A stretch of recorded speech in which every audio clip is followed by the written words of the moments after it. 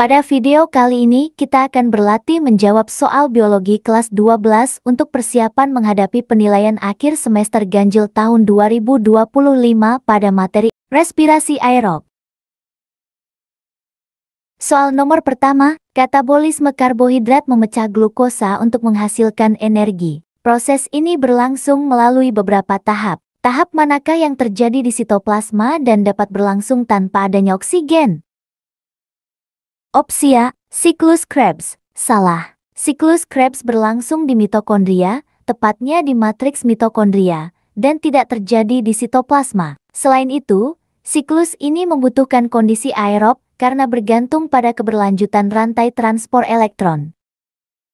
Opsi B, glikolisis. Benar. Glikolisis berlangsung di sitoplasma dan merupakan proses anaerob, artinya tidak memerlukan oksigen. Glukosa dipecah menjadi dua molekul pirufat dan menghasilkan sedikit energi ATP dan NADH. Opsi C, fosforilasi oksidatif. Salah. Proses ini berlangsung di membran dalam mitokondria dan sangat membutuhkan oksigen sebagai akseptor elektron terakhir. Jadi tidak mungkin terjadi di sitoplasma. Opsi D, rantai transport elektron. Salah. Rantai transport elektron adalah bagian dari respirasi aerob yang terjadi di kristal mitokondria dan memerlukan oksigen, tidak berlangsung di sitoplasma. Opsi E, dekarboksilasi oksidatif. Salah. Merupakan proses perubahan pirufat menjadi asetil-CoA. Tahapan ini terjadi di mitokondria, bukan di sitoplasma, dan membutuhkan kondisi aerob.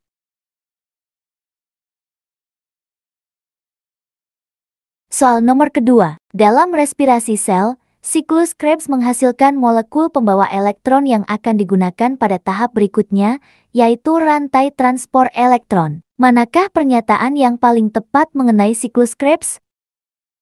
Opsi A, terjadi di sitoplasma dan menghasilkan ATP tanpa menghasilkan NADH. Salah. Siklus Krebs tidak berlangsung di sitoplasma, tetapi di matriks mitokondria. Siklus Krebs menghasilkan NADH, FADH2, ATP, dan CO2. Jadi pernyataan ini salah di dua bagian, lokasi dan hasil.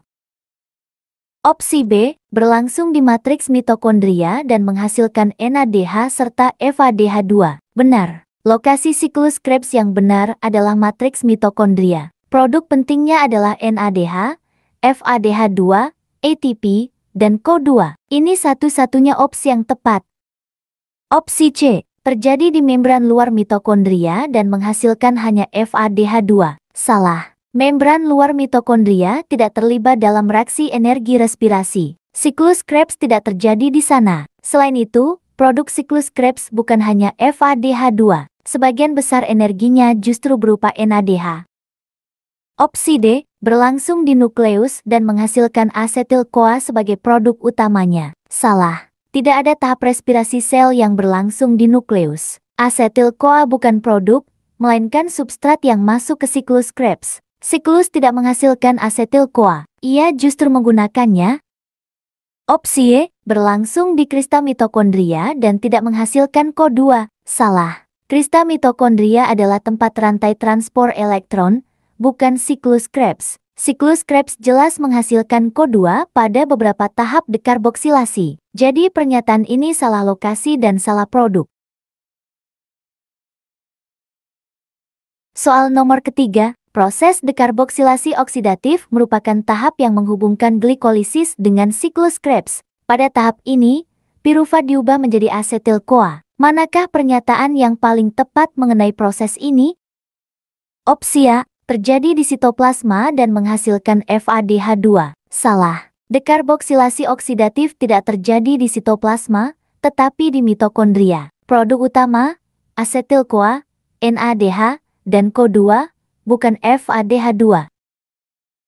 Opsi B, berlangsung di matriks mitokondria dan melepaskan CO2. Benar. Lokasi, matriks mitokondria, melalui kompleks pirufat dehidrogenase. Produk, asetil-CoA, NADH, dan CO2. Opsi C, terjadi di kristal mitokondria dan menghasilkan ATP. Salah. Kristal adalah tempat rantai transport elektron, bukan dekarboksilasi oksidatif. Tahap ini juga tidak menghasilkan ATP langsung. Opsi D, berlangsung di nukleoplasma dan mengubah glukosa menjadi piruvat. Salah. Pengubahan glukosa menjadi piruvat adalah glikolisis, terjadi di sitoplasma. Opsi Y, terjadi di membran luar mitokondria dan tidak memerlukan enzim kompleks. Salah. Dekarboksilasi oksidatif membutuhkan kompleks enzim besar piruvat dehidrogenase kompleks dan tidak terjadi di membran luar mitokondria.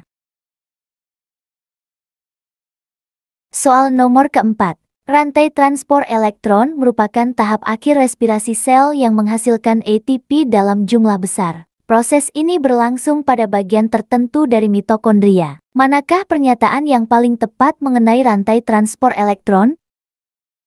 Opsi A, terjadi di matriks mitokondria dan menggunakan Ko2 sebagai akseptor elektron terakhir. Salah. Lokasi rantai transport elektron adalah krista mitokondria, bukan matriks. Akseptor elektron terakhir adalah oksigen O2, bukan Ko2. Opsi B, berlangsung di krista mitokondria dan memerlukan oksigen sebagai penerima elektron terakhir. Benar. Rantai transport elektron berada di membran dalam mitokondria krista. Elektron akhirnya diterima oleh O2, yang kemudian membentuk H2O. Opsi C, terjadi di sitoplasma dan menghasilkan NADH sebagai produk utama. Salah. Sitoplasma adalah tempat glikolisis, bukan rantai transport elektron. RT menggunakan NADH dan FADH2, bukan memproduksinya. Opsi D, terjadi di membran luar mitokondria dan bekerja tanpa gradien proton. Salah. Rantai transport elektron sangat bergantung pada gradien proton H untuk menjalankan ATP sintase. Lokasinya bukan di membran luar, tetapi membran dalam.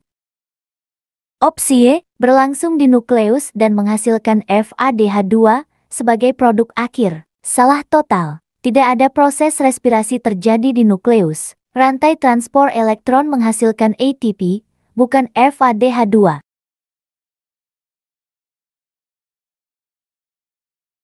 Soal nomor kelima. Seorang siswa menganalisis perjalanan satu molekul glukosa selama respirasi aerob. Ia mencatat bahwa, berdasarkan urutan tersebut, manakah urutan proses respirasi yang benar? Opsi A, glikolisis, siklus Krebs, dekarboksilasi oksidatif, rantai transport elektron. Salah. Urutan salah pada posisi 2 dan ketiga. Siklus Krebs tidak mungkin terjadi sebelum asetil-CoA terbentuk.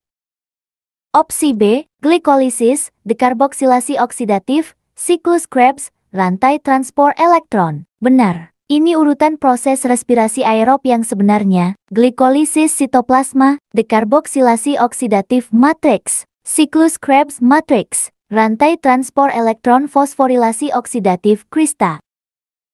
Opsi C, siklus Krebs, glikolisis, dekarboksilasi oksidatif, fosforilasi oksidatif. Salah. Urutan acak dan tidak sesuai urutan biologis.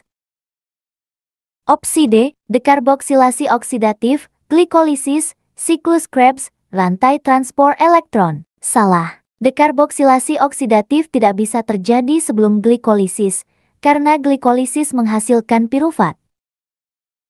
Opsi Y, glikolisis, siklus Krebs, rantai transport elektron, dekarboksilasi oksidatif. Salah. Dekarboksilasi oksidatif tidak bisa berada di akhir. Proses itu adalah penghubung antara glikolisis dan Krebs, bukan penutup.